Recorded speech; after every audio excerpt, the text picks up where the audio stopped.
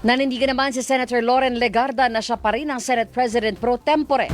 Sa pagharap sa pagdinig ng Senate Blue Ribbon Committee, iginiit ni Legarda na hindi pa siya nagbibitiw sa pwesto at nanindigang hindi kapit-tuko sa anumang posisyon.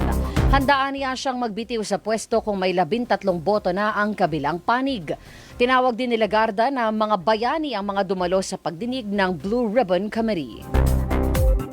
Ako po'y nandito bilang Senate President pro tempore at membro ng 24 man and women na Senado. Nandito po tayo sa ating pandinig. So hindi nga AI, buhay na buhay at hindi nag-resign at simple lang po kung merong 13 na boto na makakapagbigay at iba po ang iboboto, I would be more than willing to yield my position.